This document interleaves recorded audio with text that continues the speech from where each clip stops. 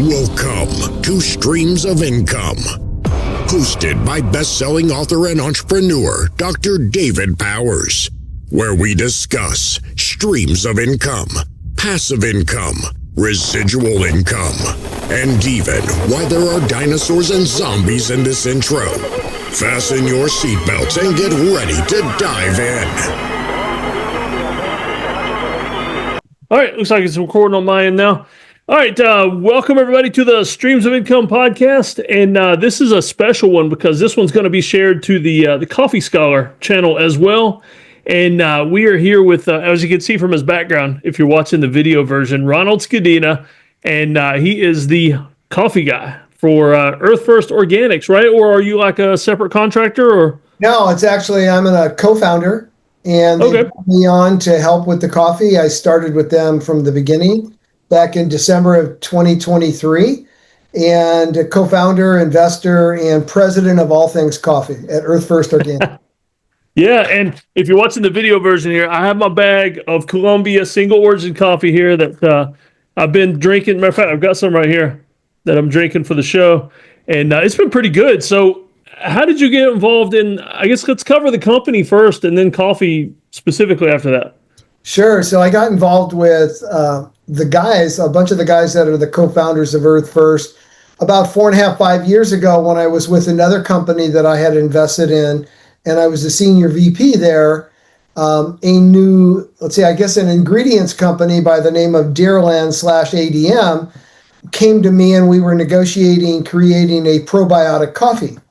At that point, the lady from Dairyland introduced me to Adair Barton, the CFO of EarthFirst Organic, and said, "You need to meet Adair." And so I met Adair, and at that point, we were working on a coffee for another brand that I'm an investor in to do probiotic coffee. And with the sachets. So if you're familiar, I didn't know if we sent you some of the I think I sent you some of the sachets also. So no, I haven't gotten those yet, but that looks pretty cool. So you're going to get some of these, and we have these in EarthFirst Organic, and they come in a sachet like this, and we put the same coffee you're drinking, we grind it for you and put in a little tea bag. So all you got to do is dip and dunk it, 20 seconds to extract, and you got coffee. Same coffee, all ground, no instant, but it's a quick experience. And what we did was I had met Adair because we created a probiotic coffee at another company that never launched it. I was doing the innovation over there.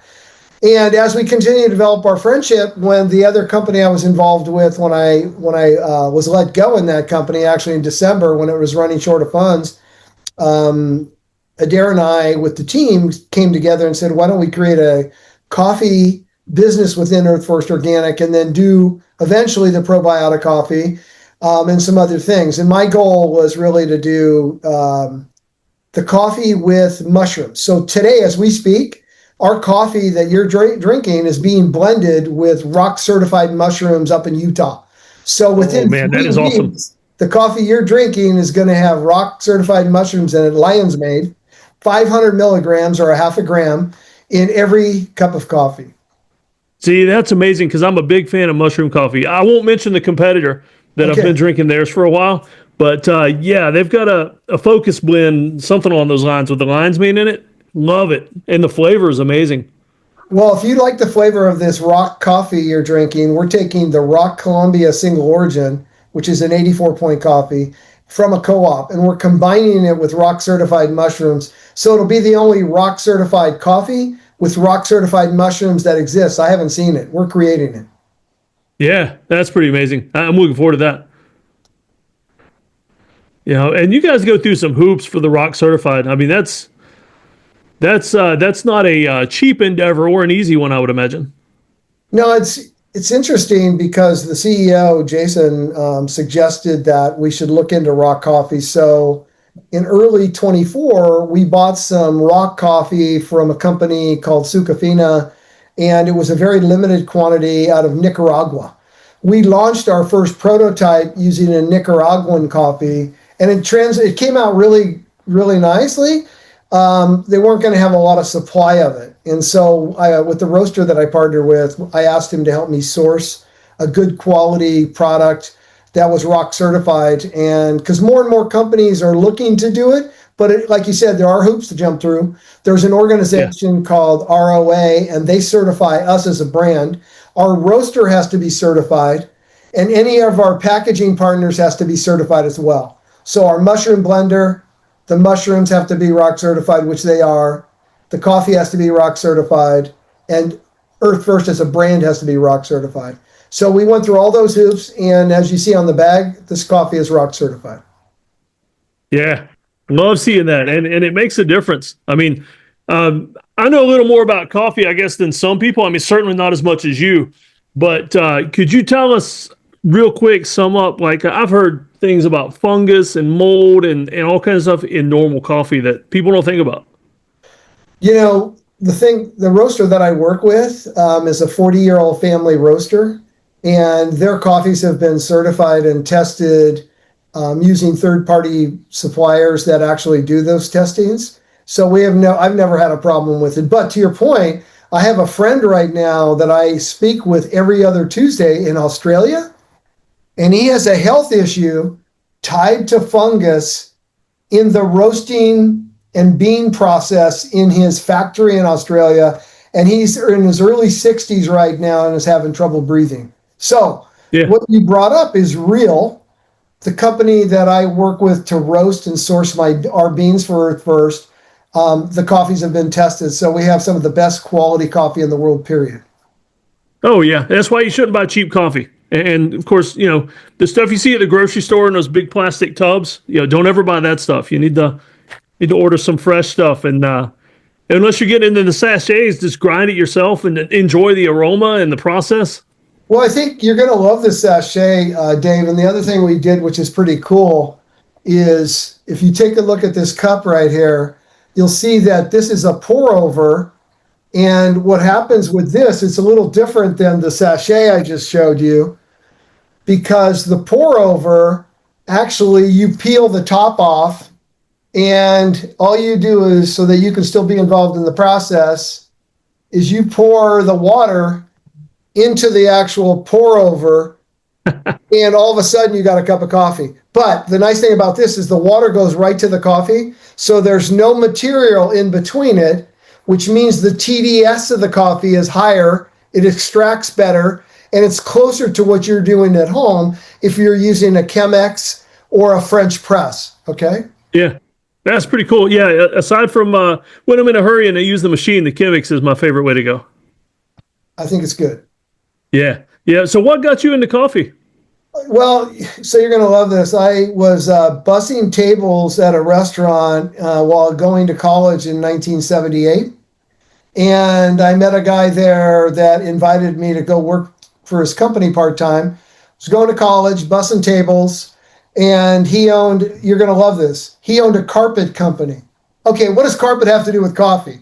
Carpet. I go, carpet. He goes, well, I don't want you to install carpet, but maybe you could sell a little carpet, but I have a new venture. And I go, okay, what's the new venture? He goes, we're going to be doing file storage for medical facilities. I go, what? He goes, yeah, we're going to take the files out of a hospital and store them in a big warehouse because real estate's so expensive for hospitals. I go, okay, well, that's interesting.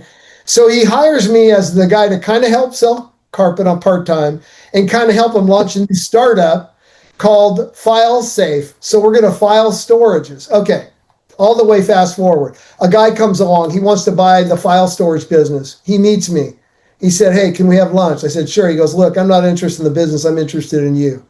I own a coffee company, he said. I want to teach you about coffee. I go, what? I don't know anything about coffee except cream and sugar and peanut butter dunked in coffee on Saturdays with my dad. Cream and sugar, because he's from New York, peanut butter toast. So that's how that was our cheap donut, a piece of bread, white bread with peanut butter, and we dunked it in coffee, and we called that a donut. Okay, that was our donut. Well, wow. So I've never heard of that before. Yeah, cream. Well, the New Yorkers love cream and sugar, and we use toast because when you're like, my dad came out of the Depression era, it's like they're poor. They can't, they're not buying donuts. They got a little piece of white bread, right? So this guy taught me coffee. He knew coffee. He had been in it 25 years. He worked for Bunn Coffee Brewers, the big commercial company. They're still in business.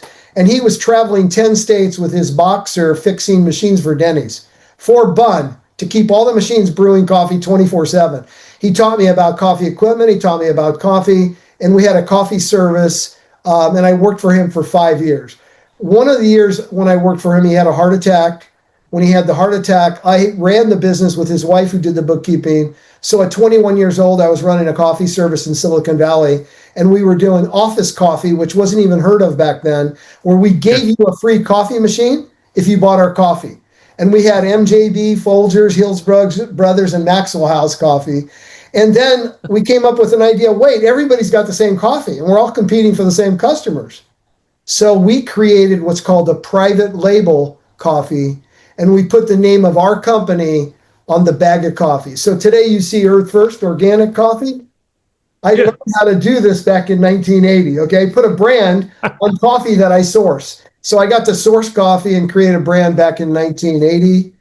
And here I am 45 years later, still in the coffee business. Owned several companies, invested in several companies, and now helping with all the innovation at EarthFirst Organic Coffee. Yeah, man, that's amazing. So I'm guessing by this time you've been to coffee plantations all over the world. I've traveled to a lot of them, but not as many as I hope to in the future. It's like you work your whole life to get to do stuff like this, right? But then you got to take, half a month off to go. I'm hoping to go to Guatemala either probably early next year, because I'm starting to source some coffee from Guatemala as well. Yeah. But the roaster that I work with, of course, he's been all over the world, and I've been to a lot of countries. One of my favorite coffees in the world is Kona coffee. Love Kona. Yeah. I've been to Kona at least 20 times. It's one of my favorite coffees. Have you tried Kona coffee? Yeah, I love it. It's in my top 3. Okay, good. What are the other 2? Rwandan's my favorite, and then Jamaican second. Okay. Oh my goodness, Jamaican Blue Mountain, right? Yeah, that's pretty incredible. I've drank a lot of Jamaican. I have been to Source as well there, and then done some traveling to Africa. Yeah, see, I hated coffee growing up because my grandpa always drank Maxwell House, and it smelled and tasted nasty. And but when I was in my 20s, my sister went to Jamaica for a honeymoon and brought me back some Blue Mountain, and so that's the first time I tried real coffee. Before that, in the military, we would put coffee in our hot chocolate, and just as the water for the hot chocolate, just to stay awake on guard duty. And that was my coffee experience before the good stuff. That's hilarious. I'm excited to hear about that. It's funny. So I've been in Jamaica and I've drank their coffee. And what I will say is, I've had the craziest dreams on Jamaican Blue Mountain coffee. I don't know about you. Like, have you ever had like wild dreams on Jamaican Blue Mountain coffee? Seriously. No, I never have, but maybe it's got something to do with the Rastafarians that live up there near the plantations. Something's going on out there. I'll tell you what. I guess it's probably good not to have espresso shots at 11 o'clock before you go to bed either. But I mean, now you're making me want to buy some just to drink it right before bed and try it out. You should do it. I mean, eventually, we're going to be sourcing coffee from all over the world. I had a call yesterday with a group that's got coffee from Uganda, and they want to partner with EarthFirst, and they're doing some interesting things with farming. I'm talking with people right now in different parts of the world. One of the places I think is really interesting is the Philippines, which has some pretty interesting coffee.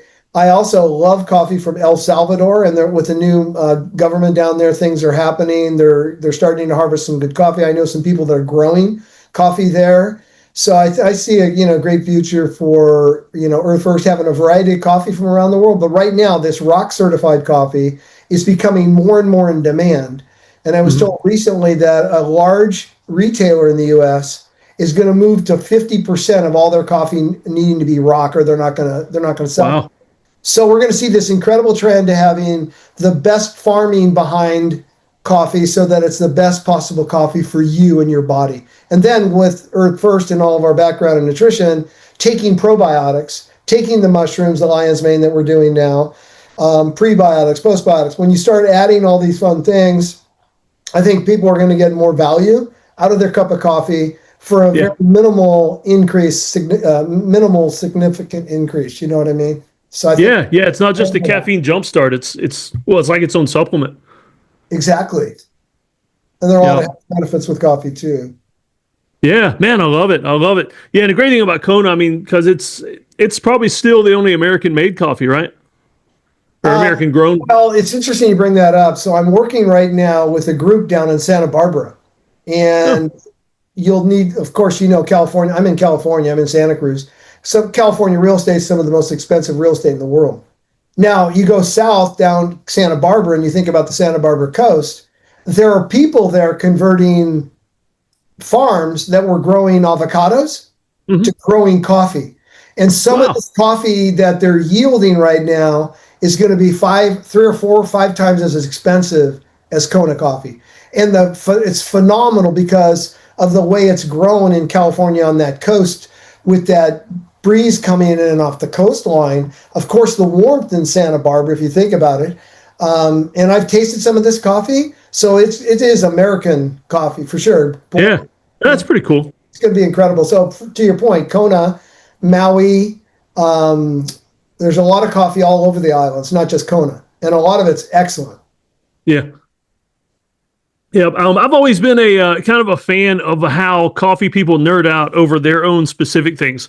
Like, I don't like blends. I like single origin, and but I'll put stuff in my coffee. Like I like hot honey, like spicy honey.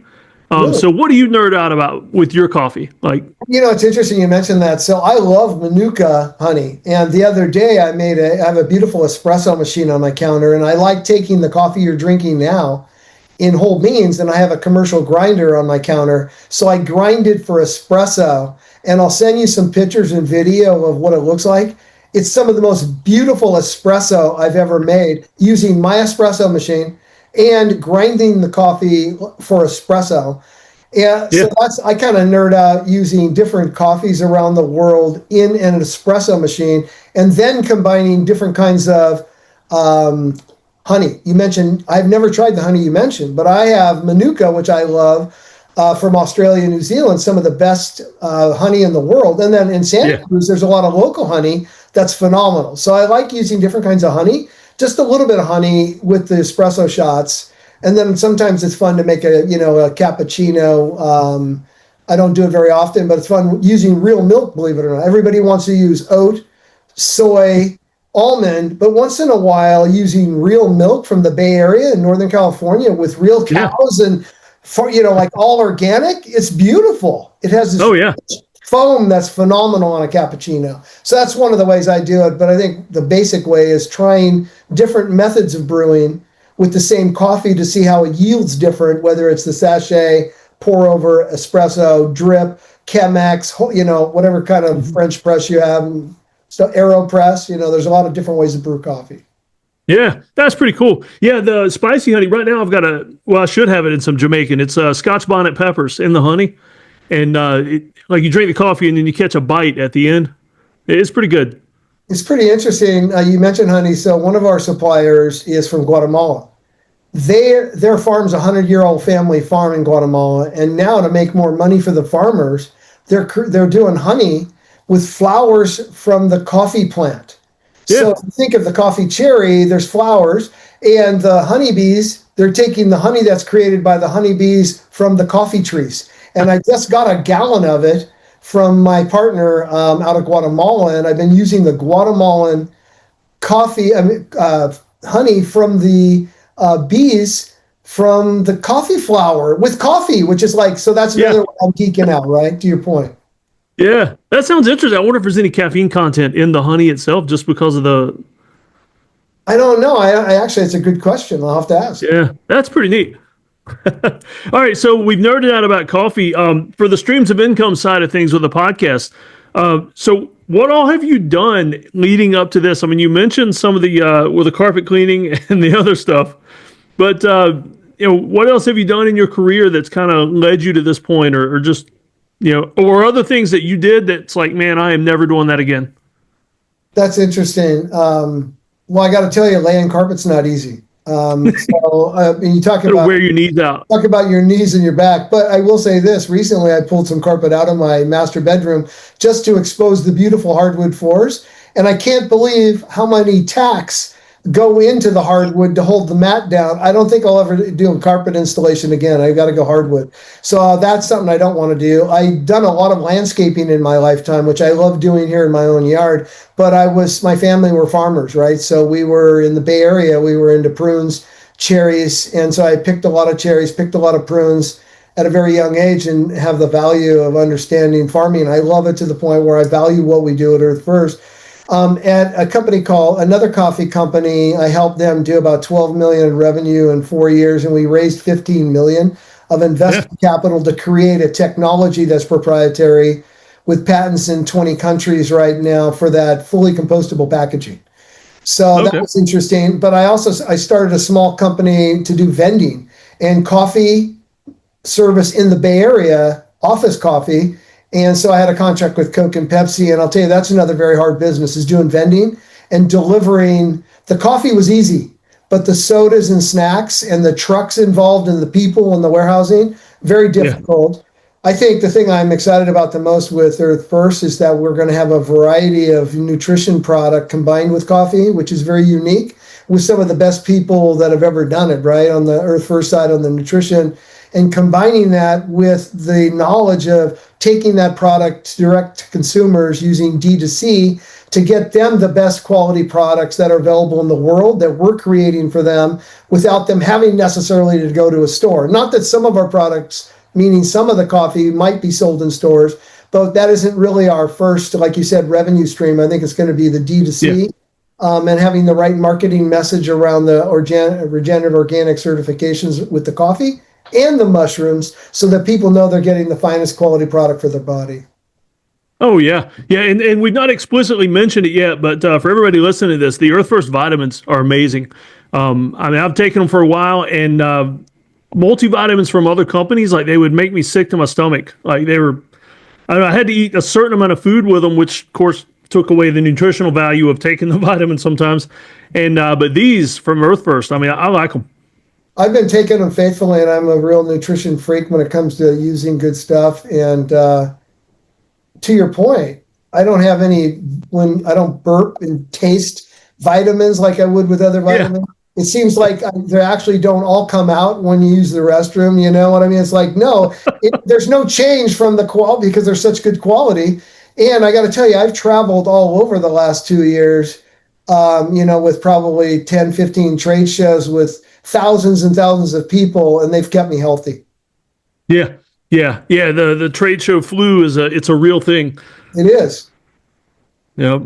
So I tell you what, I know you're crunched for time because I want you back to work, making me some awesome coffee and bringing me some cool stuff. So we'll wrap up with I always like to ask everybody if you could recommend 3 things, books, people, whatever, to set people up for success in life. What would be your top 3 recommendations? Well, one of the books I like is called The All Blacks, and The All Blacks is written by the New Zealand rugby team. And there's great books and practical. In that book, there's great takeaways for how to have success in business. Secondarily, I love John Maxwell. John Maxwell has a leadership Bible for business people, which is pretty interesting. I hadn't even heard about it till my son gave me one for Father's Day. And then, so those 2 things are really phenomenal. And then I think the third thing for me is making sure you get away from all media. And I try to swim, 30 to 40 minutes, 4 or 5 times a week, not to mention walk 3 to 4 miles a day, just to kind of zone out. No phones, you're under the water. And I think that's important to really maintain, mental health, along with having vitamins and great coffee. Amazing. Yeah, I've even seen where they make headphones now that you can wear while you're swimming, and that just seems to take away from the whole value of the experience.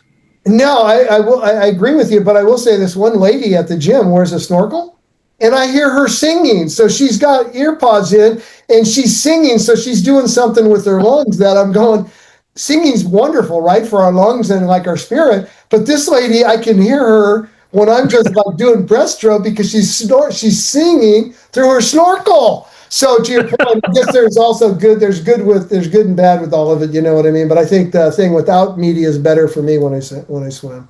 Yeah. And no matter what you're doing, you need some time away, just every now and then. Yeah. Well, Ronald, thanks for being with us, man. Yeah. I was going to say, I see you're a Marine. I want to thank you for your service, and Oh yeah. appreciate you taking the time today to make time for Earth First and what we do in coffee and nutrition. We value our partnership. Oh yeah, and I'm enjoying the products. I love what you guys are putting out, and of course, I've made some cool friends at EarthFirst, and I've even been on some of your commercials filmed here on my farm. I love it. How many acres do you have there? I've got 10 acres. I'm trying to buy another 100 right next door, though. I love it. Good for you. Well, I wish you success in that. Yeah, I just the climate just doesn't work for growing coffee, though. Well, I guess we'll have to get you some from California, from Santa Barbara. Yeah, man. At first I've heard of that. I'm looking forward to it now. Yeah, I have a call in the next couple of days with the guy that owns the farm down there, so we'll see if we can get you a sample. Yeah, sounds good. Sounds good. Well, I'll let you go, man. I appreciate you being with me and nerding out with me a little bit on the coffee. Thanks, Dave. Appreciate you. Yep. Okay, bye-bye.